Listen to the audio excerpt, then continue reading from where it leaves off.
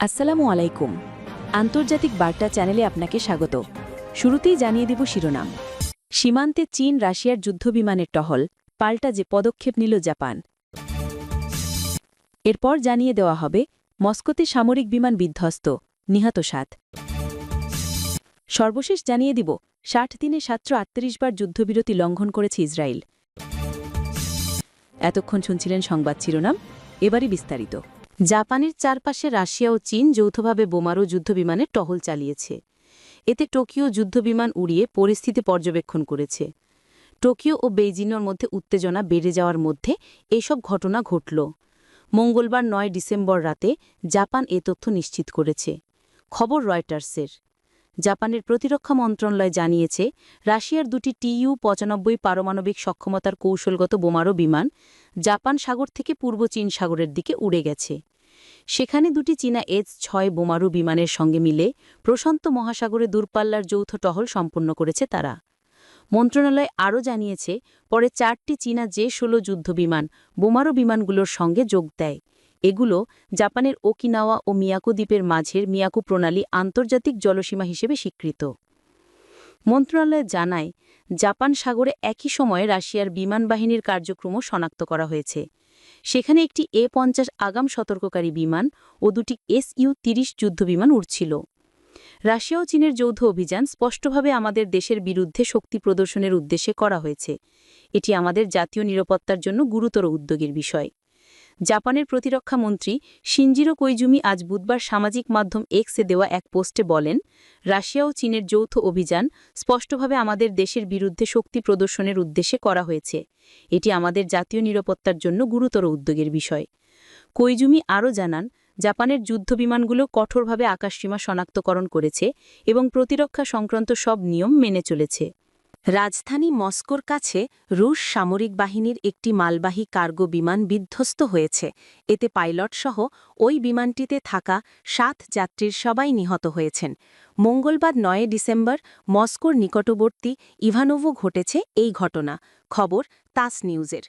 রাশিয়ার প্রতিরক্ষা মন্ত্রণালয় থেকে দেওয়া এক বিবৃতিতে বলা হয়েছে, বিধ্বস্ত বিমানটি ছিল AN-22 মিলিটারি ট্রান্সপোর্ট এয়ারক্রাফট সিরিজের একটি বিমান। রুশ সামরিক বাহিনীতে এ সিরিজের বিমানগুলো কার্গো বিমান হিসেবে ব্যবহৃত হয়। বিমানটির ইঞ্জিনে কিছু সমস্যা দেখা দেয়। সেই ত্রুটি মেরামতের পর পরীক্ষামূলকভাবে ওড়ানো বা টেস্ট ফ্লাইট হয়েছিল বিমানটিকে। এ সময় বিমানটিতে পাইলটসহ ৭ যাত্রী ছিলেন। সামরিক বিমানবন্দর থেকে টেক অফ করার কিছুক্ষণ পরই সেটি ইভানোভো জেলার একটি এলাকায় আছড়ে পড়ে। রাজধানী মস্কো থেকে ইভানোভোর দূরত্ব ২০০ কিলোমিটার। প্রতিরক্ষা মন্ত্রণালয়ের বিবৃতিতে বলা হয়েছে, উড়োজাহাজটি একটি বিলান জনশূন্য এলাকায় বিধ্বস্ত হয়েছে। ফলে পাইলট ও যাত্রীরা ছাড়া আর কারও নিহত বা আহত হওয়ার কোনো আশঙ্কা নেই। আরও বলা হয়েছে, বিমান বিধ্বস্তের প্রকৃত কারণ অনুসন্ধানে তদন্ত কমিটি গঠন করেছে মন্ত্রণালয়। সেই কমিটি ইতোমধ্যে কাজও শুরু করেছে।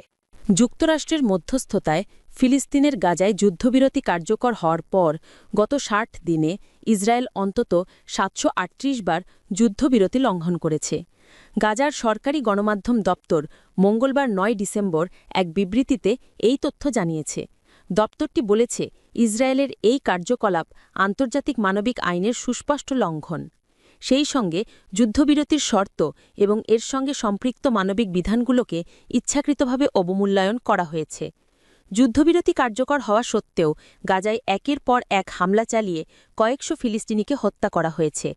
গাজার স্বাস্থ্য মন্ত্রণালয়ের তথ্য অনুযায়ী যুদ্ধবিরতি কার্যকরের পর থেকে গাজা উপত্যকা জুড়ে ইসরায়েলি হামলায় অন্তত ৩৭৭ জন নিহত হয়েছেন এবং আহত মানুষের সংখ্যা ৯৮৭।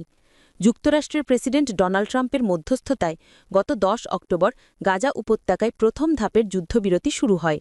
যুদ্ধবিরতির শর্ত অনুযায়ী হামাসের কাছে বন্দী জীবিত ২০ জনের সবাইকে ইসরায়েলের কাছে ফিরিয়ে দেওয়া হয়েছে এবং একজন বাদে মৃত ২৭ বন্দীর সবার মরদেহ ফেরত পেয়েছে তারা। বিনিময়ে ইসরায়েল থেকে মুক্তি পেয়েছেন কয়েক হাজার ফিলিস্তিনি এবং গাজায় নির্দিষ্ট সীমা পর্যন্ত সেনা সদস্যদেরও পিছিয়ে এনেছে ইসরায়েল। তবে যুদ্ধবিরতির প্রথম ধাপের একটি শর্ত ছিল, উপত্যকাটিতে হামলা বন্ধ করবে ইসরায়েল, যা এখনও পুরোপুরি থামায়নি ইসরায়েল। এর মধ্যেই গাজায় যুদ্ধবিরতির দ্বিতীয় ধাপ শুরুর জন্য জোর তৎপরতা চালাচ্ছে যুক্তরাষ্ট্র। কয়েক সপ্তাহের মধ্যেই তা বাস্তবায়নের পরিকল্পনা রয়েছে মার্কিন প্রেসিডেন্ট ডোনাল্ড ট্রাম্পের প্রশাসনের।